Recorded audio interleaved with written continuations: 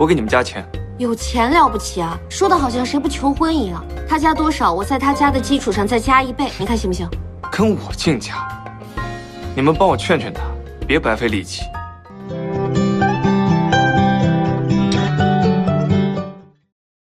这次走秀是什么情况？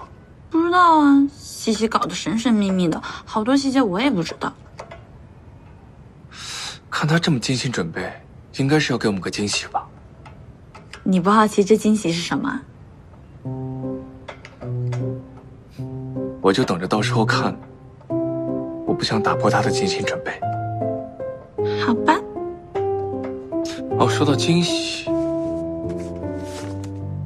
我这里有2张某人爱豆演唱会的门票，要吗？要。那你至少先告诉我，西西喜欢什么样的求婚？你要跟西西求？你们说什么呢？哦，我朋友送了我2张演唱会的门票，我不想去。那就给小雅呀，她不是喜欢这种活动吗？给小雅。成交。求婚嘛，最重要的是氛围。你可以把求婚现场布置成西西喜欢的样子。据我所知啊，西西最喜欢勿忘我，摆成一片，清新脱俗，很好看的。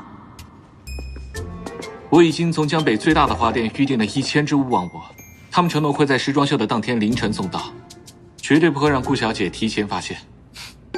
好。你好，您是不是订了什么100种勿忘我？1000只勿忘我？没有，除了之前跟你们说的那些花，我们不需要别的了。对，那天场子应该只有我们在用吧？行，你确认一下吧。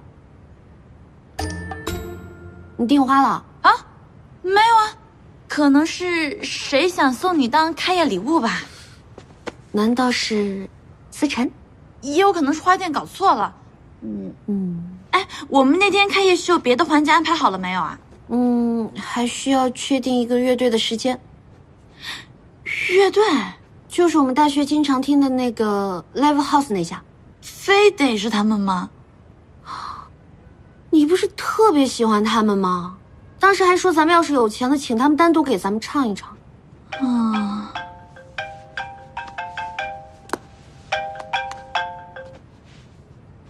喂，对，我是订的10号的乐队，订出去了。我要和我太太求婚，我太太非常喜欢你们乐队，所以我必须请到你们。这样吧，我给你们加钱。有钱了不起啊？说的好像谁不求婚一样。这样，他加多少，我在他加的基础上再加1倍，你看行不行？跟我竞价？你们帮我劝劝他，别白费力气。我一定要请你们。这样，因为我的老公人脉非常的广，如果说你们来的话，我可以帮你们介绍更多的演出机会。比人脉广？我太太是国内新锐设计师。这样，你们的演出服，我请她帮你们设计。是这样，我们临时决定那天休息，不好意思。